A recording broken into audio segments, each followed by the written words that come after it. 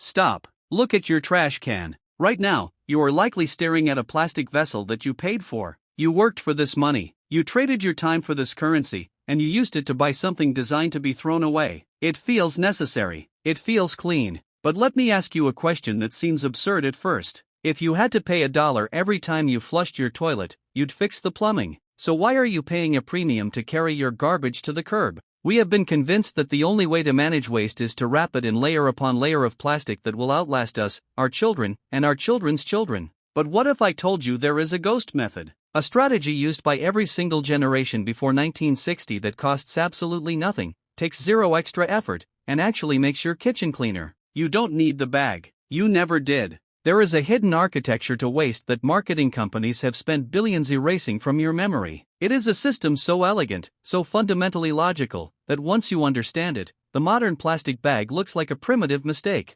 Most people believe the challenge of waste is containment. They think the goal is to keep the filth away from the bin. That's why we buy these expensive, chemically engineered plastic skins. We are terrified of the mess. But what if the problem wasn't the bin? What if the problem was the interface? I'm not talking about composting. I'm not talking about complex recycling or forcing you to live like a monk. I am talking about a methodology that turns your waste into its own container. This is the dry protocol. And here is the big promise: if you apply what I'm about to show you, you will never buy a box of trash bags again. You will eliminate that slimy, sludge-filled liquid at the bottom of your can, the garbage juice, forever. But the real reward isn't the money you save. It's the psychological shift. You stop being a consumer of disposal. You become a manager of resources. By the end of this video, you will have the knowledge to break a cycle that traps almost every household in the developed world. It's a system that relies on a single, overlooked biological fact, one that plastic has trained us to ignore. Are you ready to see what's hiding in plain sight? To understand why we need to break this cycle, we first have to admit the severity of our addiction. The average household generates roughly 1 ton of waste per year, and for every pound of that waste, we wrap it in another pound of petroleum-based plastic that we paid for. Globally, we use over 5 trillion plastic bags a year. That's 5 followed by 12 zeros. Enough to circle the Earth 7 times, every single hour. But the statistics don't hurt. The reality hurts. You know this moment. You've had a dinner party. The guests are gone. You go to the kitchen, and you smell it. That faint, sweet, rotting odor. You lift the bag, and there it is. The puncture. The bottom has fallen out. The garbage juice, a toxic cocktail of old coffee grounds, chicken bones, and whatever was at the bottom of the bin, is now on your shoes, on your floor, and inside the plastic can that was supposed to protect you. We have normalized a product that is structurally designed to fail. Plastic bags stretch, they puncture, they leak. And when they don't leak, they trap moisture, creating a breeding ground for bacteria and odor. We are literally paying to incubate smell inside our homes. Over the course of your adult life, you will spend approximately $2,400 on bags. $2,400 for something you use for 12 minutes before throwing it away. But the real cost isn't monetary, it's the dependency. We have been trained to believe that without this synthetic skin, we are helpless. That without the bag, the trash takes over. We aren't managing waste, we are feeding a beast. And the beast is always hungry for more plastic. Everything you have been taught about waste management is backwards. We operate on the assumption that trash is inherently wet, sticky, and chaotic. Therefore, we need a high-tech, impermeable sack to hold it. We think the bag is a barrier between us and the filth. But what if I told you that the bag is actually the cause of the filth? By sealing your waste in plastic, you aren't containing the problem, you are incubating it. Organic waste needs air and dryness to break down without smell. When you put it in a plastic bag, you cut off the oxygen. You create an anaerobic environment. You are essentially building a miniature,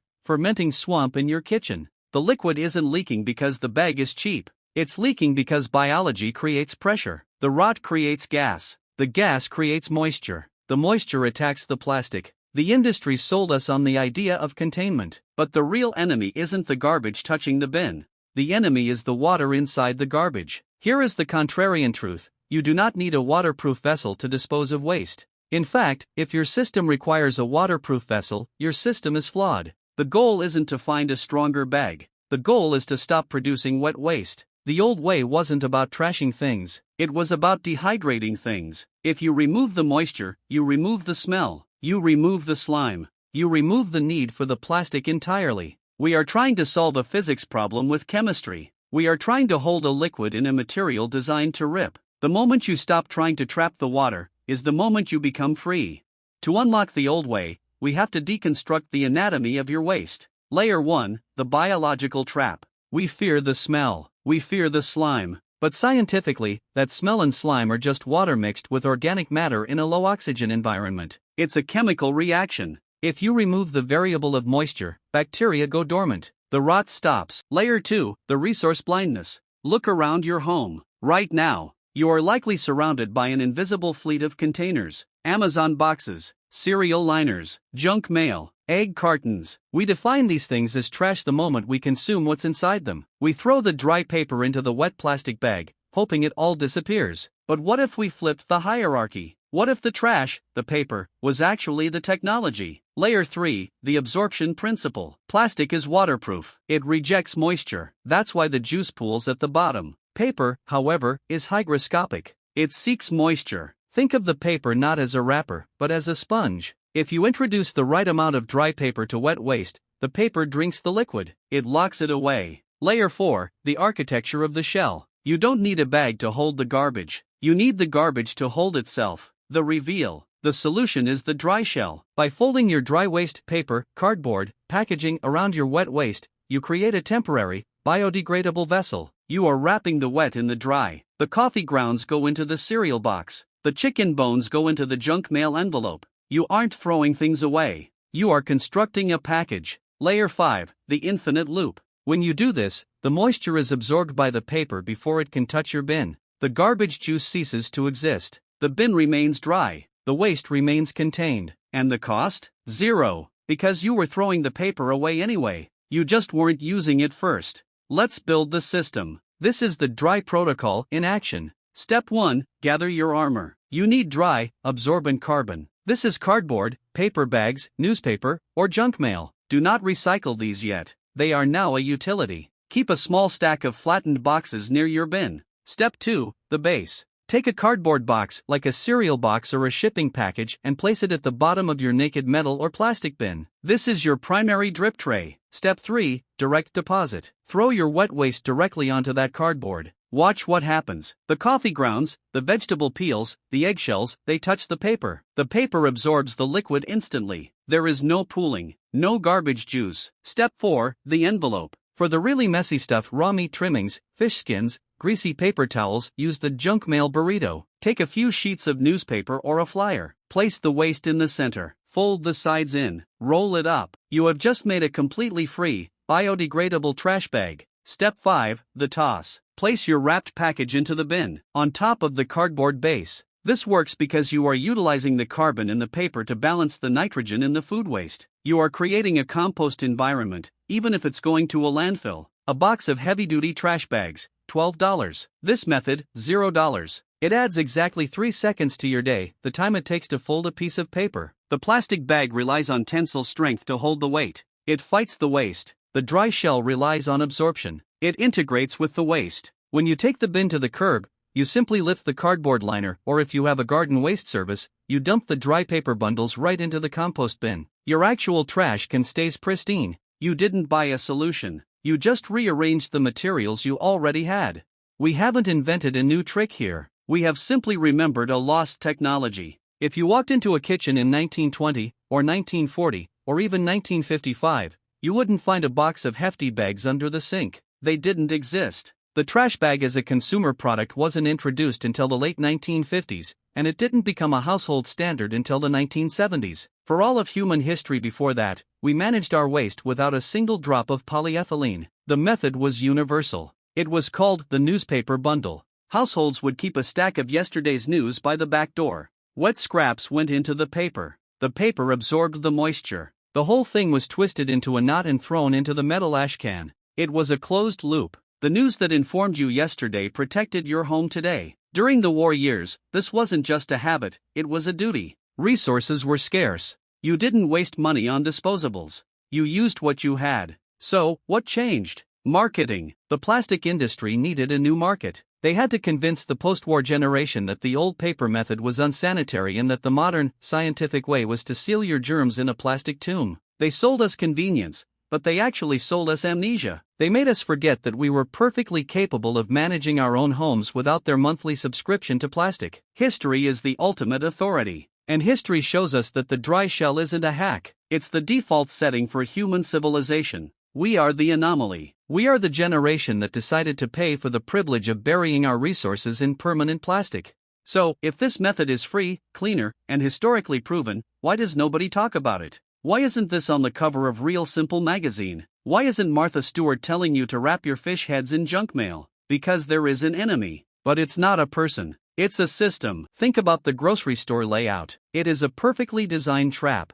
You buy the food, which creates the potential for waste. Then, 3 aisles over, you buy the solution to that waste. The store profits twice. They sell you the mess, and then they sell you the mop to clean it up. If you adopt the dry protocol, you break that second transaction. You opt out of a multi-billion-dollar recurring revenue stream. There is no incentive for the market to teach you how to stop buying their products. But the system is helped by a powerful psychological ally, the yuck factor. We have been conditioned to view our own biological output as toxic. We have been taught that touching waste is dangerous, that we need a buffer, a plastic glove, for our garbage. The plastic bag appeals to our deepest desire for invisibility. We want to believe that if we tie the knot tight enough, the waste ceases to exist. The dry shell requires you to acknowledge your waste. You have to fold it. You have to touch the paper that holds it. It forces you to confront the reality of what you consume. The industry loves the bag because it reinforces the lie that you are separate from your trash, that you are clean, and the bag is dirty. The hidden cost of the bag isn't just the $12. It's your ongoing submission to the idea that you are helpless without their products. They aren't selling you plastic. They are selling you dissociation. And that is a very expensive addiction. The first week you try this, it will feel strange. You will finish your dinner, and your muscle memory will reach for a plastic bag that isn't there. You will feel a flash of annoyance. You will think, this is too much work. This is the friction of change. This is your brain trying to snap back to the path of least resistance. But if you push through that friction, something profound happens. You stop operating on autopilot. The act of wrapping your waste creates a behavioral pause. It forces you to look at what you are discarding. When you toss a sloppy handful of goo into a plastic bag, you are pretending it doesn't exist. You are disconnecting. But when you have to fold that waste into a neat package, you have to acknowledge it. You start to see the volume. You see the waste. And strangely, you start to edit it. When you manage your own waste manually, you suddenly become very protective of what enters your bin. You stop buying food with excessive packaging because you know you are going to have to deal with that packaging later. The dry protocol creates a feedback loop. The convenience of the plastic bag allowed you to be a mindless consumer. The effort of the paper wrapper forces you to be a conscious steward. This is the real power. It's not just about trash bags. It's about reclaiming agency over your household. You are no longer a dependent of the waste management industry. You are the manager of your own environment. And that feeling of competence and control, it is addictive. This is where the illusion breaks. For years, you have believed that the struggle of waste management was a physical one. You thought you were fighting against gravity, against smell, against the inevitability of decay. You believed the lie that you needed a synthetic shield to survive your own life. But the problem was never the waste. The problem was the container. We tried to fix a biological issue with a petroleum product. We tried to solve a temporary problem with a permanent material. It was a mismatch from the start. The plastic bag wasn't a solution, it was an amplification. It took the natural process of decomposition and turned it into a toxic, stalling event that festered in your home. The solution wasn't to buy a thicker bag. The solution was to stop trapping the water. The dry shell isn't just a hack. It is a return to sanity. It is the realization that you already possess everything you need to handle the byproducts of your existence. The corporations sold you dependence. They sold you the idea that without them, you are helpless. But standing in front of that empty bin, holding nothing but a folded piece of yesterday's news, you realize the opposite is true. You don't need them. You never did. The complexity was a sales tactic. The simplicity is the truth. And when you finally see it, when you realize that the box your cereal came in is the same technology you needed to throw the bag away, you can't unsee it. The mental shift is this: you are not a victim of your consumption. You are the manager of your resources. And the trash bag? It was just a crutch. A crutch you can now throw away.